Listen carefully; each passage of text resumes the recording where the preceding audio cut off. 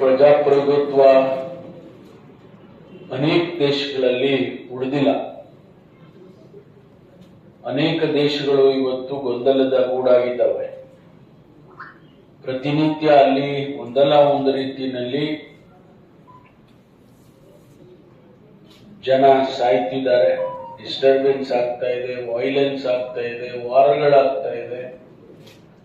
ಇಂತಹ ಸಂದರ್ಭದಲ್ಲಿ time tested system ಭಾರತದ ಸಂವಿಧಾನ, it's A time tested constitution. 75 ವರ್ಷ ಕಳೆಯೋದು ಸುಲಭ ಅಲ್ಲ.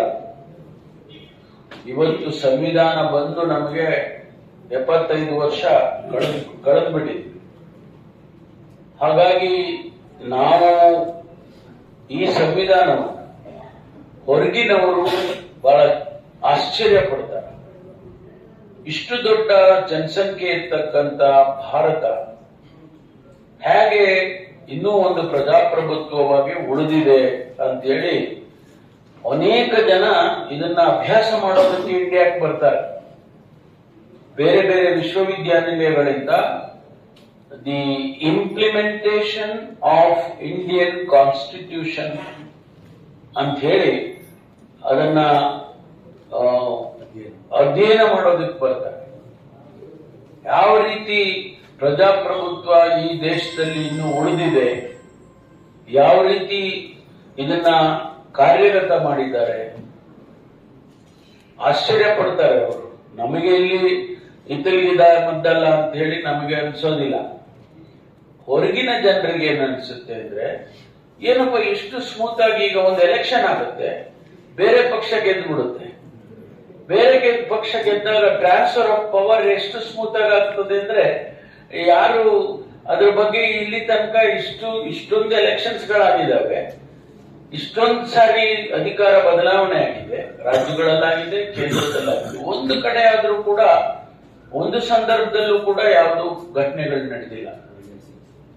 ಅಂತಹ ಒಂದು ಟ್ರಾನ್ಸಿಷನ್ ಆಫ್ ಪವರ್ ಇನ್ ಬೇರೆ ಬೇರೆ ಕಂಟ್ರಿನಲ್ಲಿ ಎಷ್ಟಾಗುತ್ತೆ. Even country like United States of America ಕಳೆದ ಚುನಾವಣೆಯಲ್ಲಿ ಏನಾಯ್ತು ತಾವೆಲ್ಲ ನೋಡಿದ್ರಿ. ಕ್ಯಾಪ್ಟನ್ ಹಿಲ್ಗೆ ನುಗ್ಗಿದ್ರು, ಜನ ನುಗ್ಗಿದ್ರು, ಗಲಾಟೆ ಮಾಡಿದ್ರು, ಅಲ್ಲಿ ಸೆನೆಟರ್ಗಳಿಗೆ ಹೊಡೆದ್ರು, ಕಾಂಗ್ರೆಸ್ ಮನ್ಗೆ ಹೊಡೆದ್ರು, ಅಲ್ಲಿನ ಕುರ್ಚಿ ಮುರಿದಾಕಿದ್ರು, ಟೇಬಲ್ ಮುರಿದಾಕಿದ್ರು. ಅಂತಹ ಅದು ಬಲಿಷ್ಠವಾದಂತ ಡೆಮೋಕ್ರಸಿನೇ. ಅಮೆರಿಕ ಕೂಡ ಒಂದು ಸ್ಟ್ರಾಂಗ್ ಡೆಮೋಕ್ರಸಿ ಅಂತಾನೆ ನಾವು ಕರೀತಿದ್ವಿ. ಅಂತ ಕಡೆ ಆಗಿದೆ. ಆದ್ರೆ ಭಾರತದಲ್ಲಿ ಆ ರೀತಿ ಯಾವುದು ಕೂಡ ಆಗಲಿಲ್ಲ. ಆಮೇಲೆ ಇಲ್ಲಿ ಕೊಡುವಂತ ಈಕ್ವಲ್ ಆಪರ್ಚುನಿಟೀಸ್, ಇಲ್ಲಿ ಕೊಡ್ತಕ್ಕಂಥ ಭ್ರಾತೃತ್ವ, ಸಹೋದರತ್ವ, they are all very well defined. ಬಹಳ ಚೆನ್ನಾಗಿ ಇದನ್ನ ವರ್ಣನೆ ಮಾಡಿ ಬಾಬಾ ಸಾಹೇಬ್ ಅಂಬೇಡ್ಕರ್ ಅವರು ಅದನ್ನ ಸ್ಪಷ್ಟಪಡಿಸಿದ್ದಾರೆ. ನಮ್ಗೆ ಯಾರು ಅದನ್ನ ಸುಲಭವಾಗಿ ಮ್ಯಾನಿಪ್ಯುಲೇಟ್ ಮಾಡಕ್ಕಾಗೋದಿಲ್ಲ. ಹೇಗೆ ಜುಡಿಷಿಯರಿ ಇರಬೇಕು, ಹೇಗೆ ಅಡ್ಮಿನಿಸ್ಟ್ರೇಟಿವ್ ಎಕ್ಸಿಕ್ಯೂಟಿವ್ ಇರಬೇಕು, ಹೇಗೆ ಎಲೆಕ್ಟೆಡ್ ರೆಪ್ರೆಸೆಂಟೇಟಿವ್ಸ್ ಇರಬೇಕು, ಅವರ ಜವಾಬ್ದಾರಿಗಳೇನು, ಅವರಿಗೆ ಪವರ್ ಎಷ್ಟಿದೆ, ಲಿಮಿಟೆಡ್ ಪವರ್, ಆ ಲಿಮಿಟೆಡ್ ಪವರ್ ಏನು, ಅದನ್ನೆಲ್ಲ ಡಿಫೈನ್ ಮಾಡಿ. ಪ್ರೆಸಿಡೆಂಟ್ ಆಫ್ ಇಂಡಿಯಾ ರೋಲ್ ಏನು, ಪ್ರೈಮ್ ಮಿನಿಸ್ಟರ್ ರೋಲ್ ಏನು. ಆಮೇಲೆ ನಾವು ಹೇಳ್ತೀವಿ ಈಗ ಜುಡಿಷಿಯರಿ ಇರ್ಬೋದು, ಎಲೆಕ್ಟೆಡ್ ರೆಪ್ರೆಸೆಂಟೇಟಿವ್. ನೀವು ಮೀಡಿಯಾದವರು, ನಿಮಗೂ ಕೂಡ ಪ್ರಜಾಪ್ರಭುತ್ವದ ಒಂದು ಭಾಗ. You are the 4th pillar of democracy ಅಂತ ಕರಿತೀವಿ. ಬಾಬಾ ಸಾಹೇಬರು ನಿಮ್ಮ ಬಗ್ಗೆನೂ ಹೇಳಿದ್ದಾರೆ. It is unfortunate that the media's perception has changed. ಈಗ ಹೇಳಿರೋದಲ್ಲ, ಇದು ಯಾವಾಗ 1950 ಹೇಳಿದ್ರು. ಅವ್ರು 1950 ಹೇಳ್ತಾರೆ. ನಾನು ಮನೆ ಓದ್ತಾ ಇದ್ದಿಲ್ಲೋ 1950 ಹೇಳ್ತಾರೆ. Media perception of Indian media has changed.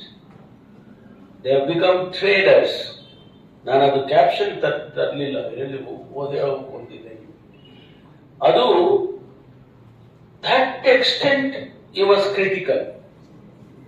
ಅಂದ್ರೆ ಪ್ರತಿಯೊಂದು ಭಾಗ, ಸಮಾಜದ ಭಾಗವನ್ನು ಅವರು ಅದನ್ನ ಬಿಡಿಸಿ ಬಿಡಿಸಿ ಬಿಡಿಸಿ ನಮಗೆ ತಿಳಿಸಿದ್ದಾರೆ.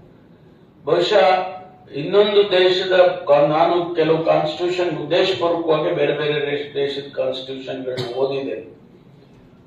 There is no comparable constitution in the world which can be compared to Indian constitution.